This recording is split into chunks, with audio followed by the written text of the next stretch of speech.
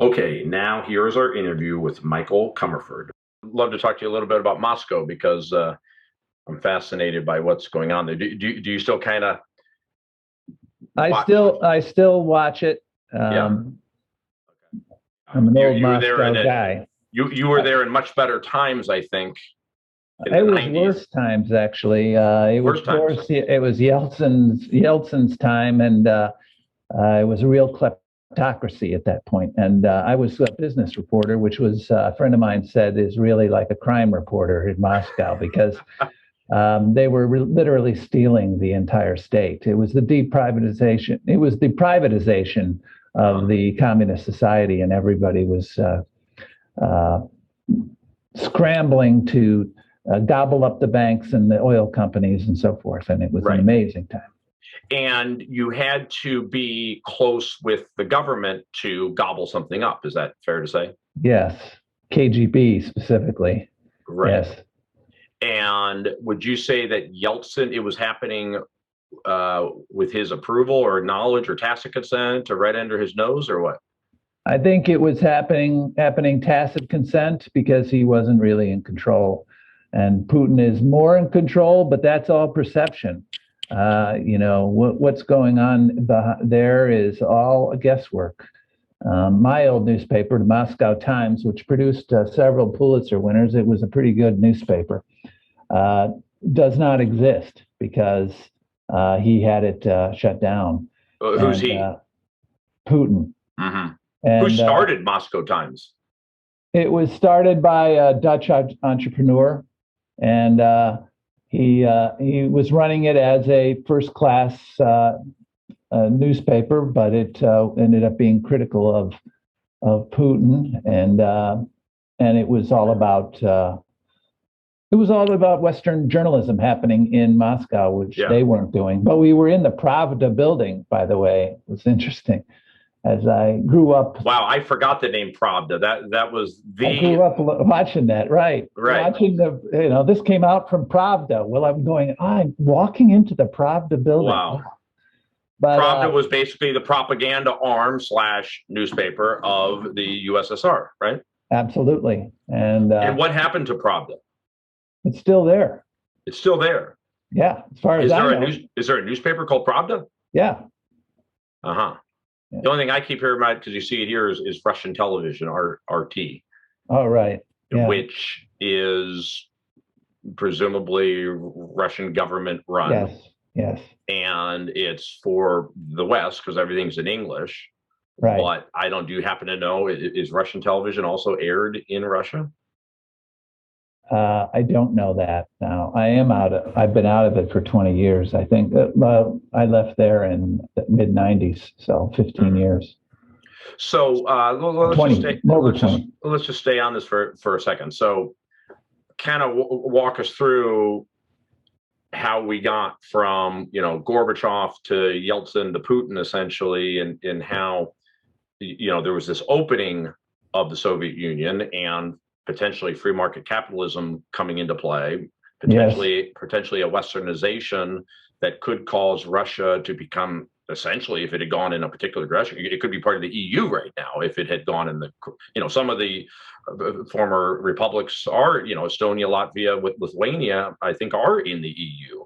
So, that's not too far-fetched to think that Russia could have wound up in the EU if it had headed in one direction, but then it got steered in a different direction. But can you kind of walk us through how you connect the dots as far as? Well, I got there in the early 90s. I got to Budapest in the early 90s, and that was on the outskirts of what was happening in Russia. And basically, what was happening with Yeltsin at the time was he was struggling to. Nobody knew who was in charge, and so people were using their connections to snap up wealth, and Yeltsin was sort of in charge, but he was crippled by a lack of disciplined hierarchy of government, and so all the different governments seemed to be ruling themselves, and so he was attempting to pull it all back together. We don't know how exactly Putin pushed him aside. He won 2 elections, Yeltsin, and then Putin may have used some his KGB connections to move Yeltsin to the side, and then he ran, and then he had Medvedev fill in for him for a short tenure, and now he's back and looks like he's going to stay in power until the end, until he feels like we don't know. There are still elections, but he keeps poisoning the opposition and having journalists murdered. Yeah. And so, what about people from the Moscow Times? Did any of those? Well, we were followed, that's for sure. And I don't know about the full harassment, but we were followed and in some cases intimidated. Yes. So, I mean, the Soviet Union, I'm sure, was tremendously corrupt. So it was amazing, right? It was that there was some. It was business as usual a little bit afterwards, even though they were opening up. They believed that for a while that the more that they opened up, the better. But it wasn't. It wasn't that way. They believed that much like it was Russia first policy, So they wanted all their. They wanted their state oil company to be still owned by Russians or by the state, Gazprom, and being the gas company. And then their oil companies broke up into several portions, including some that still exist, Lukoil, and their banking, which was all their sources of money. People were scrambling to, once the government said, we are going to privatize your bank or this bank that usually has to do with a province or a state. They would say, well, we're going to randomly assign a value to this bank, and we're going to capitalize you in this way, and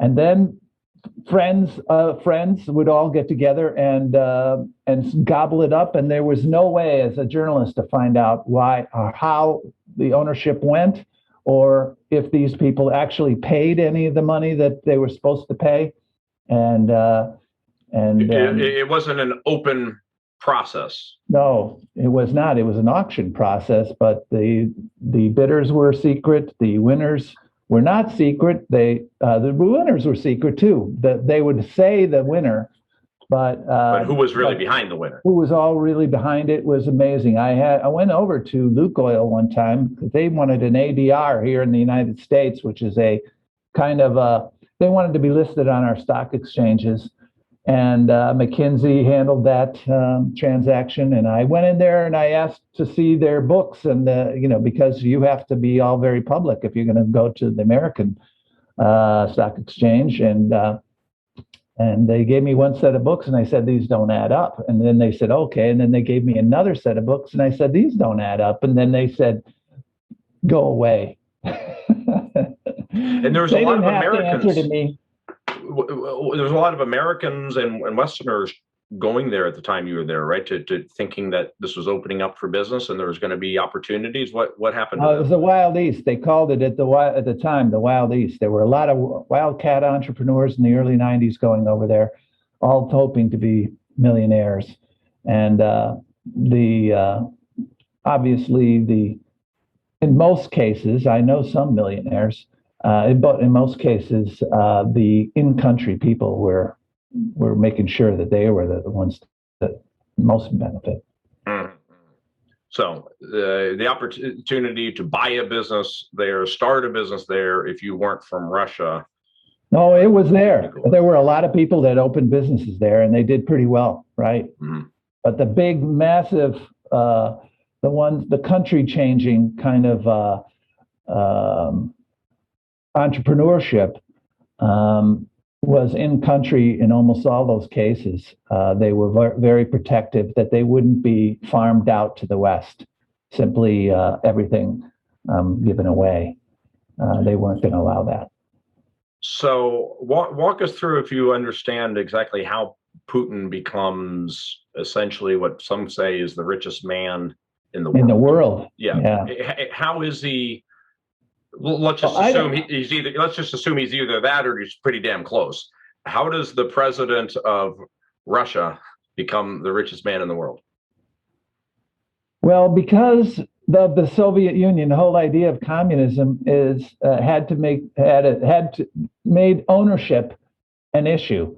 So the state owned everything. Then they were farming out what might not be state owned anymore. And he came in and he says, well, whatever the state owns, I own. And he's got a lot of villas, homes, a lot of businesses that he's involved with that were formerly state-owned businesses that he has just transferred to himself. And that's how he did it. He's basically imagine if Biden said, well, now the White House is mine. Camp David is really my place. That's basically what he did. And so he didn't have any wealth to speak of at the time that he became president. He hadn't already been an oligarch or already had one of the companies. He was just a KGB guy. Yeah. Yes, and a politician. And when we say that he's said these are mine, I mean, if he's not even saying it now, he's just inferring it. I mean, now, we're going to see if he walks away, if he still has everything, but he's using it all as his own, and it's being assumed that it's much like it has in other Eastern European countries, like in the Ukraine. And are we talking about mostly villas and castles, or are we talking about companies? Both. Yeah, villas and castles, and I don't know castles, but huge estates and companies, and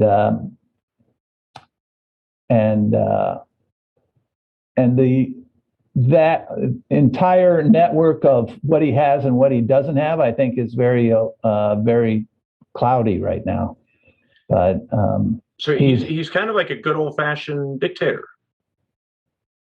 He's not 100% a dictator because they still have elections, and if he ends up losing one, then he's going to be in a lot of trouble. But as we all know, these elections can be fixed, as what's going on in Belarus, and his opposition is being poisoned and put down.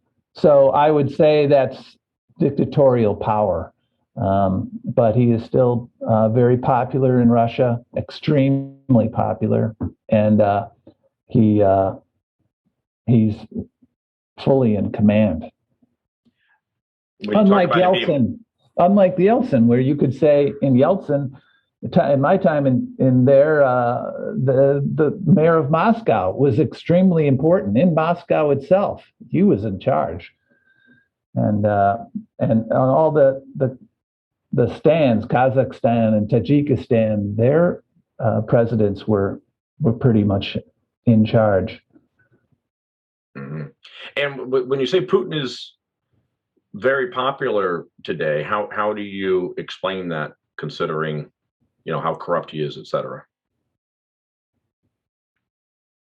Well, there was a feeling in Russia that they were out of control and that they were at the mercy of the West under Yeltsin.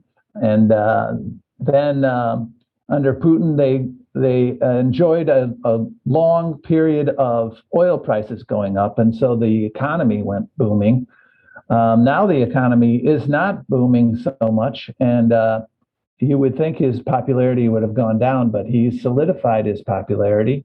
They believe he's a strong man, and he's trying to reestablish the empire and be at the top of the world stage. And that's what I'm guessing.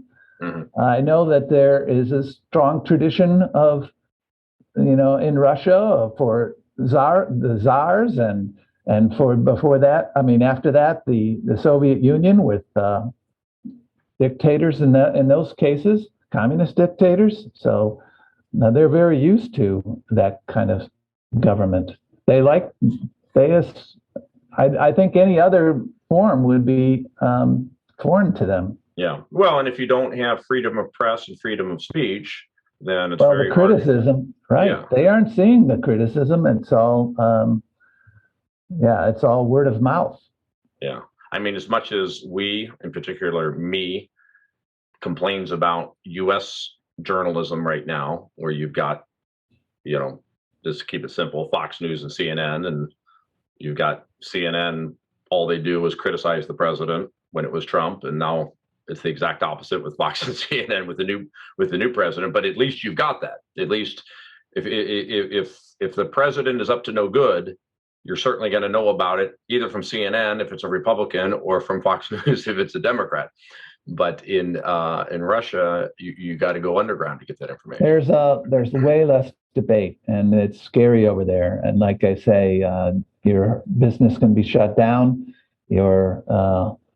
You better not be critical of Putin, or you risk going off to jail, and or being poisoned, or being followed, intimidated. Their operations are very, very strong still. Yeah. Well, I've got a lot of Russian friends. My wife is from Ukraine, and I have a lot of friends here in Los Angeles from. Have you been Russia. there? I've been to Kiev twice. I wanted to go from Kiev to Moscow, but you can't go from Kiev to Moscow because of the tensions right now between those two countries. It should be an easy flight, but there's no direct flight.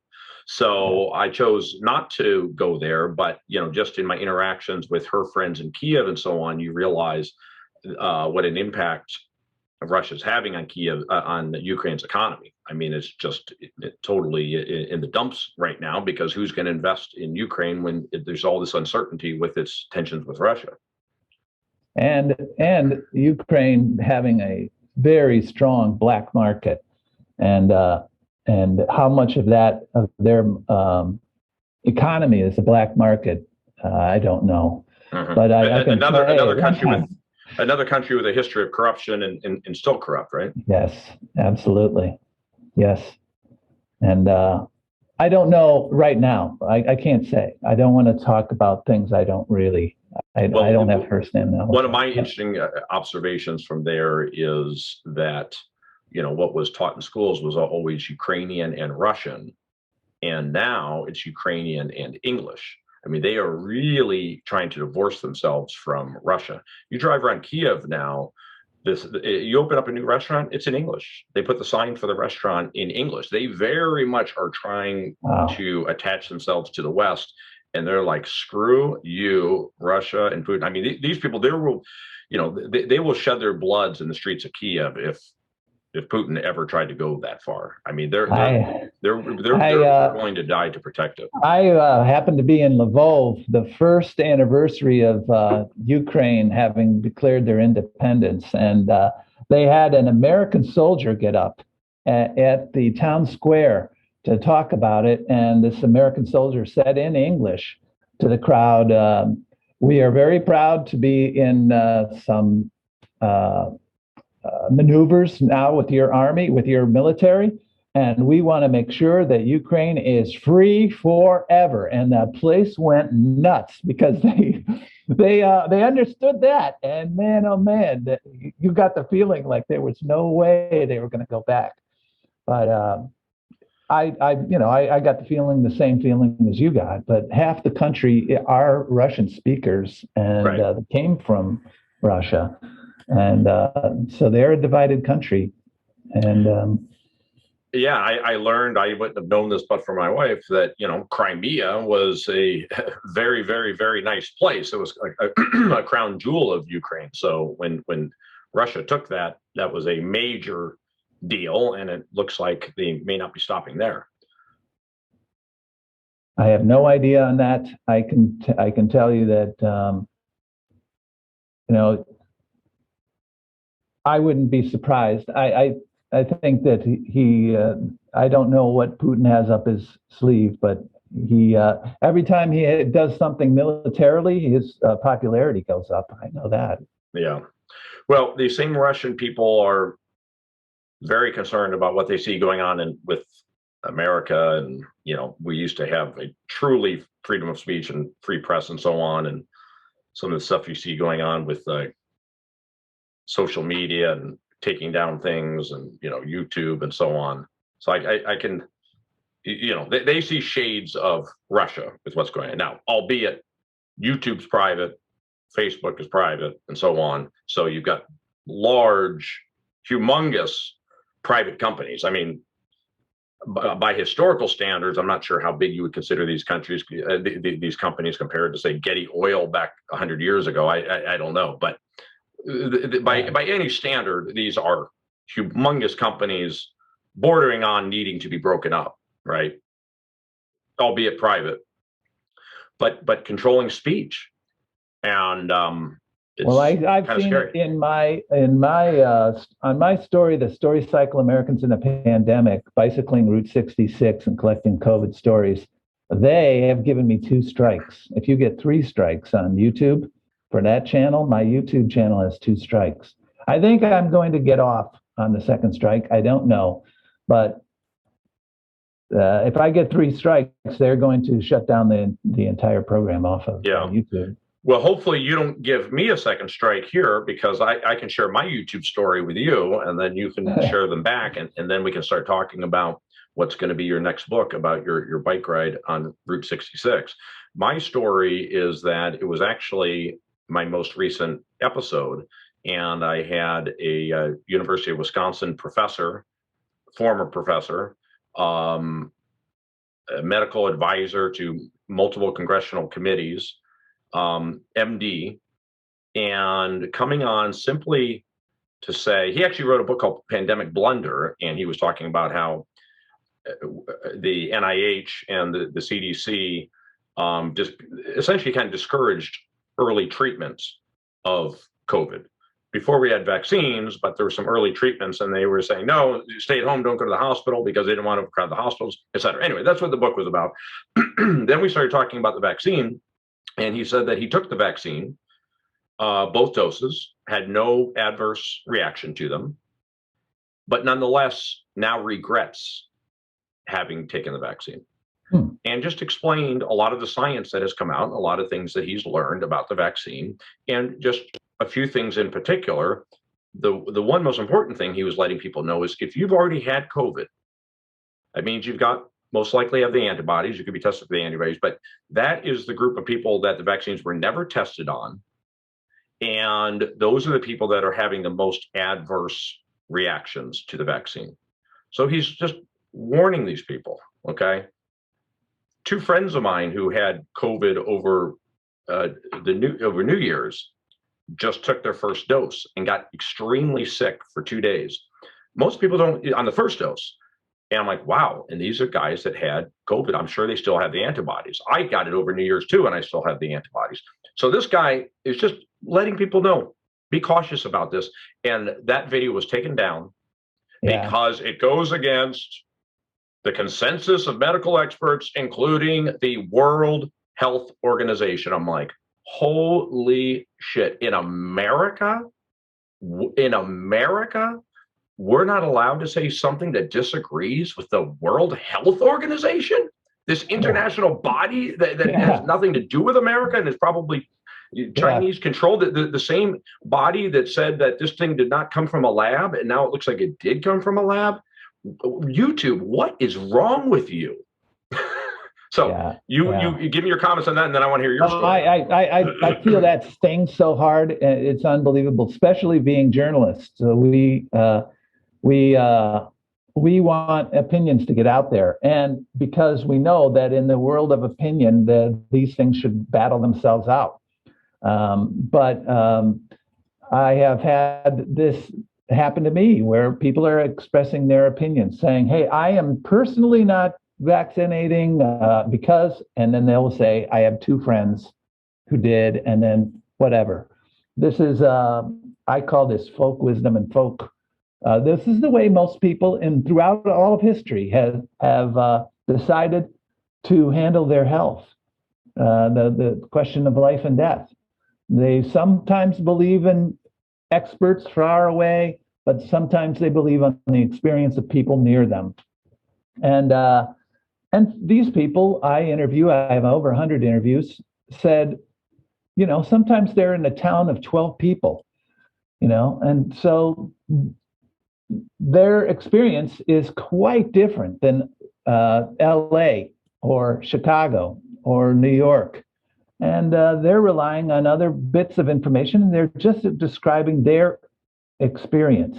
They're not saying, I want you to never vaccinate, to never mask, to never, they're not prescribing anything. They're just saying, this is what I do because these are the stories I'm telling myself in order to help me navigate another pandemic, because human beings have been living through pandemics and plagues through all of history.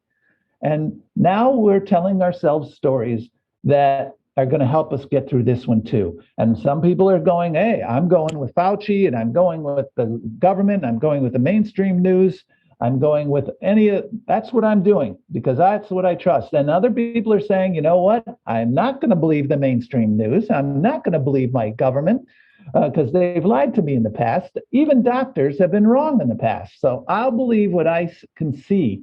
And well, just to interrupt you, doctors, Fauci himself has admitted that he lied to everyone. Yeah, YouTube, take us down for this about over the masks. He said that I told people at that time that masks don't work because I was afraid that we would lose too many masks. So so Fauci decided it was in the public good, in his own decision, to lie to people for what he considered to be a higher purpose. A classic mistake. Yeah, it was a classic mistake. The historians came forward right when this came out. I heard it on the radio, but I've read it also, that the 1918 pandemic resulted in a lot of distrust to for the government because of the lies that came out from both the government and the doctors and the military. And Fauci came up with that classic noble lie, and now people are saying, "What else are you lying about? Right. What else is for the better good?" Well, and vaccine is the most obvious example of that, because here was something that, okay, we're trying to get through this pandemic, and it's all just immediate issues that are popping up. So masks, oh boy, don't tell people that you need to wear a mask. Don't tell them that now because we desperately need masks for this. And vaccine could fall right into the same category. Okay, everybody, we know this about the vaccine, but don't, because right now the most important thing is just to get everybody kicked. Everybody just shut up about any risks associated with the vaccine. Right. Don't tell them that there are people dying. Don't tell people about the adverse effects. Don't tell them it's 20% or 10% or whatever. And I'm just saying this, that what I set out to do was to tell how people think, and then try to get into their head and see on a random, sort of America's Main Street. Route 66 is called America's Main Street. And just what everyday people who have never been interviewed before, what they think, and get into their heads and see that they're not as crazy as they might seem if all you do is, if you're sitting in Chicago or LA and you're seeing hospitals being overflowing with human beings dying and suffering badly. I wanted to get at why they had these ideas and whether they're real, or whether they're going to come out to be right or not in the end. That's not what I'm concerned about. What I'm concerned about right now is that these are the stories. I want people to know how people are adjusting to this COVID. So there we go. Yeah. So tell me, what was it that was in whatever you posted that got you taken down? It was somebody just saying they doubted all the information that was coming out. And this was somebody you were interviewing. Yes. And I was saying nothing. In fact, I have said nothing still. And I'm in the process of writing the book. I believe I won't say anything about my opinion. All I'm saying is that these people have their opinions, and here are some of the reasons that they have their opinions. And going to your point about Facebook shutting us down, I don't think that's, I mean, that is the biggest argument for regulating Facebook or breaking them up. But having said that, there are other, I mean, I looked up alternatives to Facebook, and it'll be harder to get seen. Yeah. But you can still get your information out. They're not the monolith or a monopoly on any of this. Yeah, sometimes I wonder what's going through their heads, because they are creating a big opening for, Parler was the thing that came up as the alternative to Twitter. And I don't know what the alternatives are to YouTube right now. I know my producer Michael is researching them after what happened to us with YouTube. But yeah, they are a distant second. Yeah. But these internet companies, social media companies, they've got this, I forget what they call Section 230 or whatever it is, exemption. The whole point of that is you can't sue YouTube or Facebook because somebody posted something on there that's incorrect. They've got immunity from that because this is an open platform. And by God, how could you ever start a social media company if you had to regulate everything that's on there? Do you know that Facebook has 30,000 full-time employees whose only job it is to keep an eye on posts and to take down stuff that might violate their policies? 30,000 employees. And so that's why they gave Parler so much grief. They said, oh, well, Parler, you're not meeting the proper standards for making sure that everything is safe that's posted on your site. We're like, well, no shit, we're not, because who can afford to have 30,000 employees where that's their only job? If that's your standard, then guess what? You guys are a monopoly. You guys have managed to push out everybody else because you're saying, here's the standard that you have to meet, and nobody could meet it. Well, that's 100% correct. And then another thing, though, also is 30,000 people are applying standards. And I just don't think that those 30,000 people are applying the same standards. I mean, they may have the rules written right in front of them, but and where are they? Are they really 30,000 Americans? Or are these Filipinos? Or are these call center people from around the world, Indians from India? I don't know, but I'm guessing they are low-paid people overseas trying to apply democratic values onto from countries that are not from our even this Facebook review commission that they started, which had that ruling recently that Trump can return in 2 years. That's an international group because they see themselves as an international company. So we're going to put international people on this. It's not Americans. It's not people who were born and bred with this individual freedom running through their veins. Yeah, I know. I mean, I'm not going to comment on that, but I am going to say that that YouTube stuff gets under my skin, and I know that that's a very complicated thing with Facebook. They want to address these issues. That's the way they came up with. That's the system they came up with. It has. I don't know how it's going to work out, but it is. Well, I think the Section 230 solve the problem. Then having no oversight at all. Just I hope I'm getting the section right if it's 230, but I think people know what I'm talking about. I think that was brilliant. The idea that we're not going to hold these companies responsible for everything that's put on their sites. I mean, that's the free marketplace of information, and that's the way it should be. So I like giving them that protection, and I like them, therefore, staying the heck out of it because you've been given this protection. Now, if somebody's saying, hey, let's go meet on the street corner and go kill somebody, or, they're plotting some crime or something, okay, if you can take that down, good, take that down. But other than that, very minimal standards, you're saying. Opinions about the pandemic. and you don't have the right opinion about the vaccine. I mean, I just my blood is boiling just saying Oh, this. absolutely. I got to say, I mean, and so many things have turned out correct, that uh, That's people how we learn. have been saying, from the beginning, and especially on this COVID issue. And I, uh, I'm just trying to, in my with the story cycle, attempting to get individuals to express themselves. And this is just individuals expressing themselves and saying, hey, you know what? In one case, I want to bring this up. There's someone came up with a folk remedy.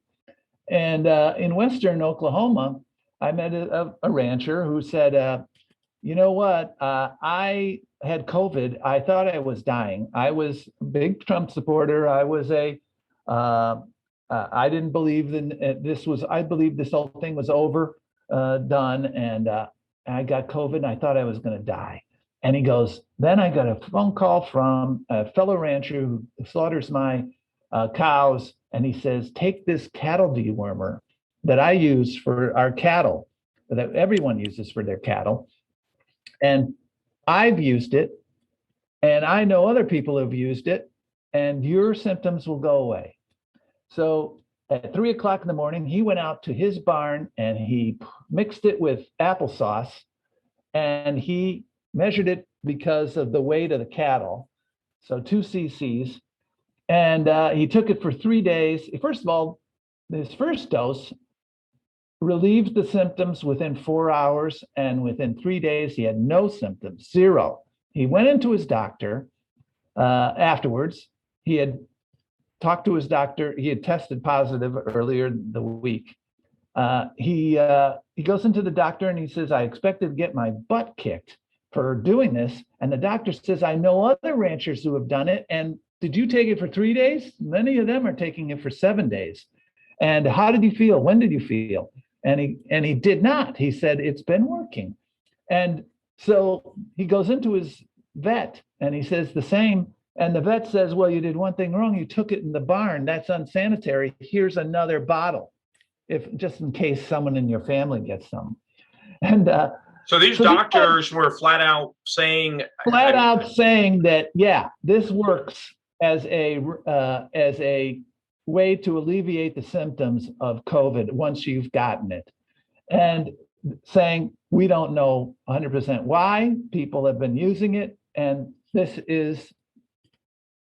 we believe in it. They all believe. These are two medical, one a vet and one a real medical doctor for humans. And I don't know if it's true. I don't have to know. All I know is that he believed it, and he was alive, and his experience and friends of his experienced that. And who knows, in the end, this might come out to be a non-conventional folk remedy that does help. How, I don't know. But well, that was the point of my last guest book, A Pandemic Blunder, about a lot of early treatments that were ignored.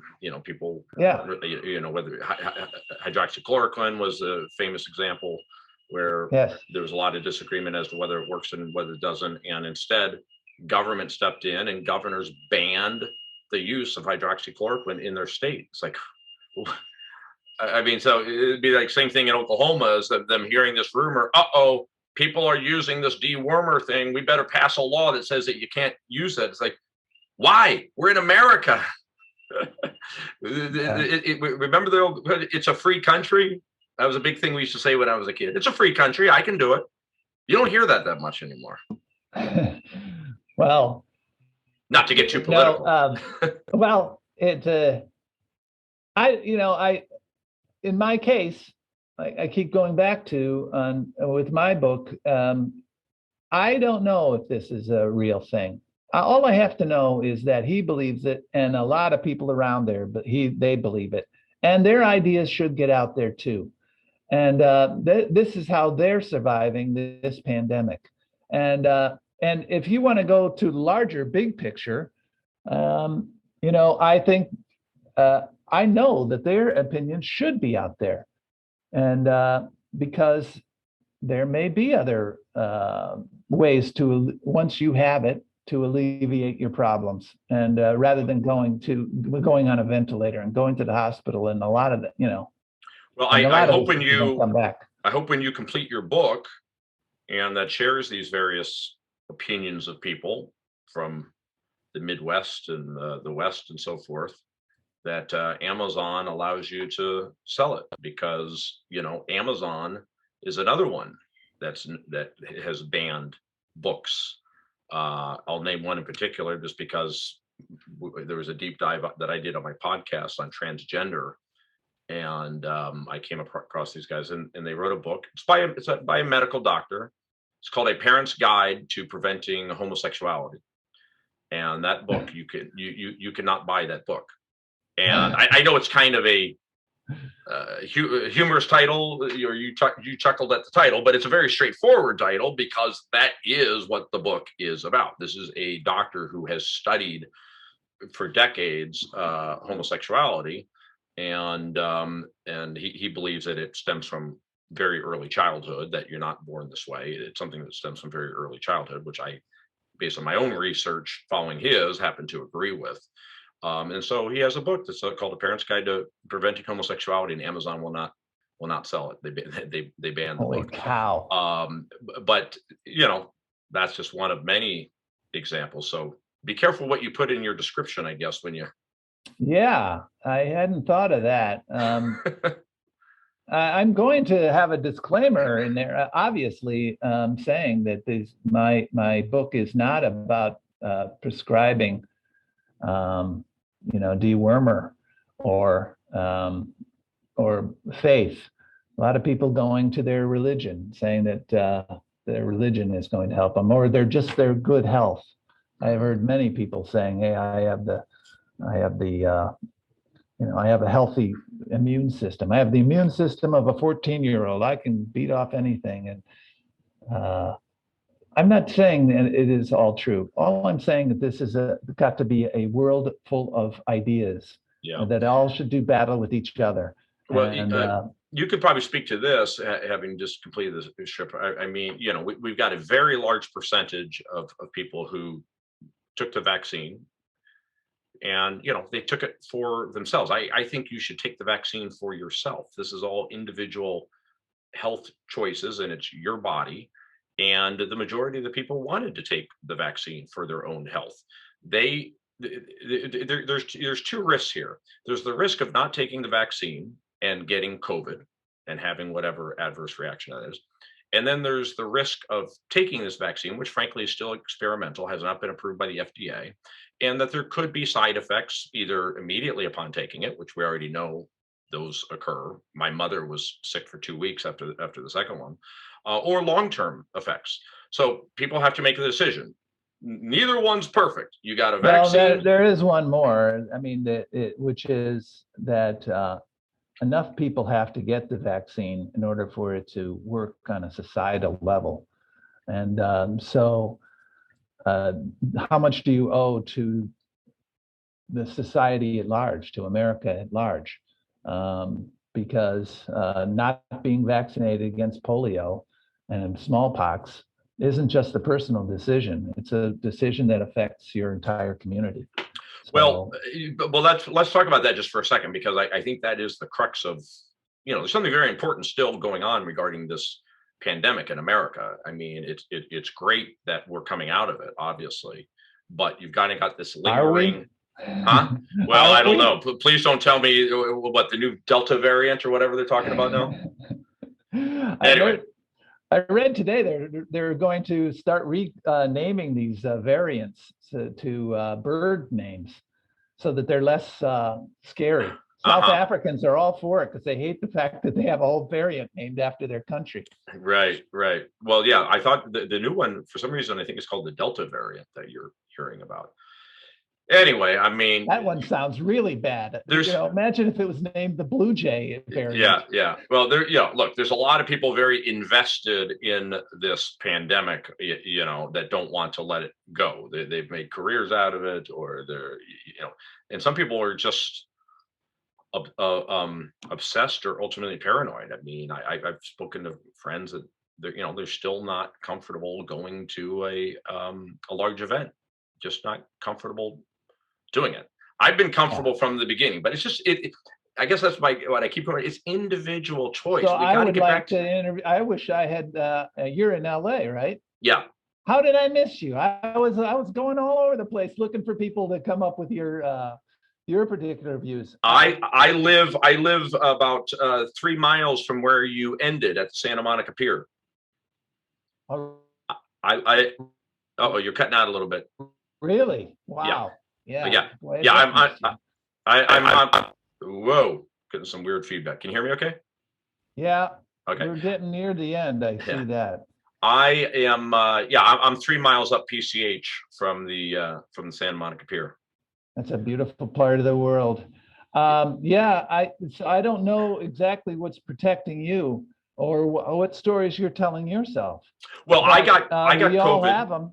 Yeah, I got COVID. I tried to change my lifestyle as little as possible. I was the guy complaining about the shutdowns and saying that I don't think that's the right response to this, and that we shouldn't be telling people who are perfectly healthy that you have to stay home. Quarantining healthy people. I don't think we even did that in the Spanish flu. I mean, that has never been, you quarantine sick people so that they don't get other people sick. But saying that healthy people have to stay home is a highly unusual step. But anyway, for me personally, yeah, I just went on as many trips as I could and so on. And, but ultimately, yes, I ultimately succumbed to COVID over New Year's because we went skiing in Park City and went to a New Year's party at a bar that was socially distanced only in that you had to be at a table. You couldn't, it wasn't a packed bar with everybody standing by the bar. But I had a group of about 11 that was with me, and 10 out of 11 wound up with COVID. Holy mackerel. A couple But days. I mean, so did you just rough it out? Did you have anything, any cure that like this rancher had that he said within 4 hours he felt better? So I woke up not feeling great after 2 days of hard skiing. And that's actually not that unusual for me because when I go on a ski trip, you got high altitudes and I'm skiing harder than exercising more than normal. And then at night I'm having some cocktails. And so it's not unusual for me not to feel 100%. So I took a day off of skiing but then I skied the next day and then we flew home the day after. So here I am flying home with COVID. My wife had COVID too, but we didn't know we had COVID because it was Right. so mild that it was just kind of like having a cold. And in fact, I remember when I got home, I was sneezing like crazy the day that I got home. And but by the next day, I was feeling 95%. But the day after that, I lost smell and taste. So it's a very weird experience, and everybody has a kind of weird response. Right? This is what Wow. tells you that there's something very strange about this virus. This is Wow. not a normal virus. So, Yeah. as I explained, I basically, for me, it was less than having a cold, except then boom, suddenly my smell and taste is gone. I mean, I would Wow. put cologne on my hand and go like this and smell it. I could not smell cologne right Wow. on my hand. Wow. And taste was down about 75%. Wow. And it took, a matter of weeks for it to come back. I tested positive for the antibodies, a couple months ago. I presume that I still have them. I have not taken the vaccine in part because of the warnings I've heard, but also Right. because I got the freaking antibodies. Why am I going to take this thing? The whole point is to get the antibodies. I've got the antibodies. But what's ridiculous is all these places, whether it be travel or whether it be going to a basketball game, they say you need to show proof of vaccine or a negative COVID test. Why isn't there the third option or a positive antibody test? People like me who have had COVID are Yeah. just being ignored as if, no, you better Yeah. go get the vaccine. So I'm rambling, but just to finish the story. So two good friends of mine who had COVID at the same time that I had it, they're going to Europe in July. And they're hearing that, Europe requires the vaccine. But they've had COVID. They still have the antibodies, but they're getting the vaccine solely because they want to go to Europe. So they go to get the vaccine. As I told you, this University of Wisconsin professor said, be very careful about taking the vaccine if you've already had COVID. These guys do it because they want to go to Europe. And they said they just took the first shot like on Thursday. They said, Jim, for Sick. 2 days, we were very sick. Like we Wow. felt like we had COVID worse Wow. than what we had before. They're now better. I was hitting a tennis ball around on Sunday, but still, Wow. we're forcing Wow. people to take the vaccine. It should be an individual choice to take the vaccine. That's my only point. Also, I think my sister just got back from Mexico, and they don't require that. However, the Americans require you to having had you have to test negative within the last 48 hours in order to get back in. To come back. The Americans do that. Right. Yeah, I flew to Hawaii. Even if you've been vaccinated, you can have a vaccination card, but you have to test. You have to show a negative test. Anyway, I think you raised something important that needs to be. I'm just checking the clock here. We'll wrap up here, but that's kind of the outstanding question still with COVID right now, which is, is there a public good element to it? Should people feel, should we shame people? Because that's a lot of what's going, shame people who refuse to get the vaccine because, oh, you should be doing it for everybody else. My answer is hell no, that it should be, when we talk about somebody's health and injecting a healthy person with the remnants of a vaccine or whatever the heck the thing is that causes most people to have some adverse reaction, that you can't say society is going to require you to do that, shame you into doing it. It's an individual choice. And ultimately, if that person gets sick and gets COVID, well, they have the choice to get vaccine or not. So who are we trying to protect? Who is this herd immunity that we're trying to protect for? Because either you got the vaccine, in which case you're good, or you chose not to get it, in which case you chose to take the risk that you're going to get COVID. So if you get it, I'm not going to feel bad for you. So what are we trying to accomplish? Also, you can spread it. Spread it, but who can you spread it to? Other people who haven't taken the vaccine. So why am I concerned about them? They made their own choice not to take the vaccine. You see what I'm saying? That's the logic behind it. Anyway, there you go. That's bulletproof, man. Last thing, like I say, I'm not going there. I'm not prescribing anything. Hey, you live in America. You should be very concerned about going there because you can. I definitely do. You can be silenced. In America, they will silence you. That is my biggest horror. Is much like what they did to me in Moscow, and trying to shut down our paper and then eventually doing it in Budapest.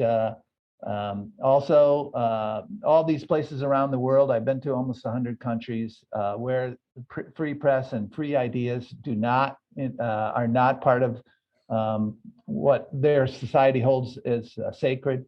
I think these things are sacred, and the YouTube trying to shut me down because of what you were expressing, your ideas. Right. I wanted those ideas out there, and I think the hidden truth is getting those ideas out there. Right. Hey, before I let you go, if you got a minute, let's just touch on American Oz real quick because we want to promote that book about your time spent on carnivals, and I assume these were going to some of these big state fairs like Iowa. I think is that one of the most famous ones. I've been to that one. Right. I went to 10 traveling carnivals in 10 states, from California to New York, Alaska, down to Mexico, and in Florida. I was in a freak show, but they didn't let me on stage because they didn't see the inner freak in me. I had to hitchhike to these state fairs and festivals because I was living on carnival wages. Couldn't exactly fly there. And so there's a element of the hitchhiking there, but also trying to capture the zeitgeist of Americans and the way that they look for entertainment. And part of the book is about how communal fun and communal entertainment is important to our mental health.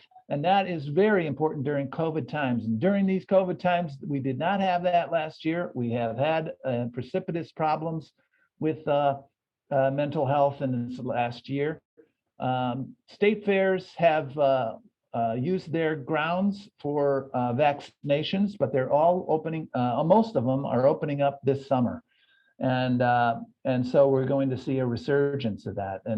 And I really believe that people are really seeing it, especially here in Chicago. They just opened up, and Wrigley Field has been jammed, has been capacity crowd all weekend. Mhm. And I think that we're going to see a real comeback for state fairs and local festivals. That's And great.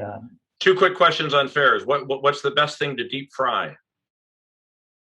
I don't know. I haven't had the deep fried Snickers, but when I was at the Texas State Fair, I worked in 5 state fairs, and they had a deep fried entire Thanksgiving dinner on a stick. On a stick.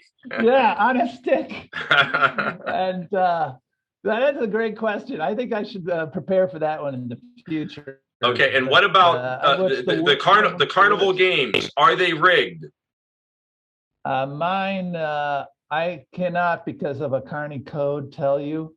But I will say that I knew who in some cases I knew at some traveling carnivals I knew who was going to win and who was going to. I could make your day or break your heart, depending on whether you had a good-looking girlfriend or yes.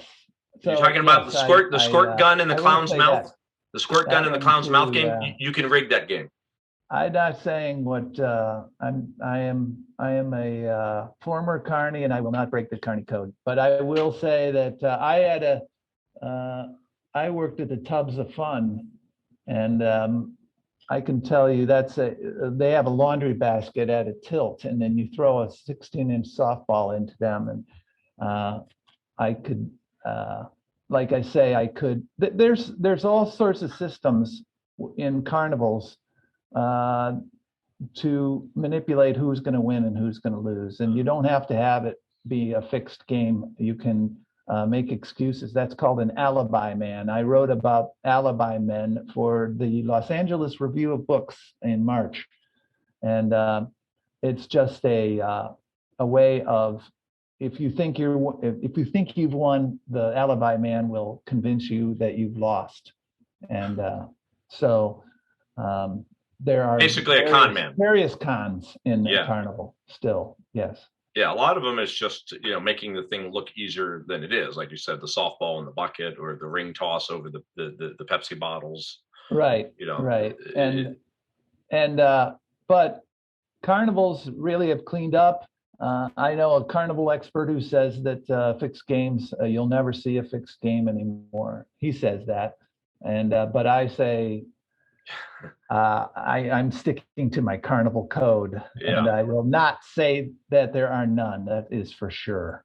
Well, and at the end of the day, you win that big stuffed animal, they probably pay $5 for anyway. So yes. Well, I had one game. I had a fishing game where you paid $5 to fish, and you got a $1 prize. Right. And that's no matter what. And in New Jersey, by the way, in some states you cannot have you can't have a game like that where you win or lose. Everyone has to win. Are the rides safe? Would you go on a roller coaster? I would go on any of those. I was really impressed by the safety, but having said that, I am a violator. I ran a Ferris wheel up in Alaska, an evangelical carnival called the Golden Wheel. It's the only traveling carnival in Alaska. They do both their state fairs, and I ran the Ferris wheel incorrectly and stranded some people at the top of the Ferris wheel. So I can't say it was perfectly safe because I was a violator. Right. And what I did wrong to this day, I don't know, but I may have been overshifting, but I had an accident. Hopefully there was a 16-year-old boy with a girl up there who was thrilled that he got stuck up. Yeah, he didn't mind it. Right. He didn't mind it. There was a lot of shenanigans going on in those things. There were a lot of people kissing and making out. Yeah. It puts a smile on my face. I love carnivals. There's a mid-state fair in Paso Robles here in California that I love going to, mostly because they have great country music concerts at it. So you just put me in that mood. Absolutely. Absolutely. I know that a lot of people that bought my book was a bestseller for 10 months. And I know a lot of people who who read it, they read it because they love carnivals and state fairs. And this is about the people, but about the people who are the working poor. It's about the American caste system. It's about people looking for love and meaning in their lives, just like everybody else. And I try to flesh out the humanity of the behind the carnivals. And it's my favorite thing about the book is it's available as an audiobook, right? It's available as an audio book. I believe the narrator is a madman who both sings and tells jokes in the middle of this book. So it's a very lively audio too. We will not put you to sleep. It's not like reading. Awesome. American Oz, right? Yes, American Oz, an astonishing year in state fairs and inside state fairs and festivals, hitchhiking from California to New York, Alaska to Mexico. And it is, like I say, loved by the critics and the carnies, because the deeper you read, the more you'll see. And but you don't have to read deeply. You can enjoy the adventure. It's got a story arc. It's a really good book. Thank you again to Michael Comerford. Go check out his #1 best-selling book on Amazon, American Oz. That's the book that's all about him touring with the carnivals. And then also you can Google his story about bike riding during the pandemic. There's been a big Chicago Tribune article about that, and he's got another book coming out soon. Thank you to our producer, Michael Parker. Thank you all for listening. We'll be back soon with another episode of The Hidden Truth Show. Thank you for listening to The Hidden Truth Show with Jim Breslow. You can find us at hiddentruthshow.com. Follow us on Facebook, Twitter, and Instagram at Hidden Truth Show. Join us again next week for another episode of Hidden Truth Show with Jim Breslow.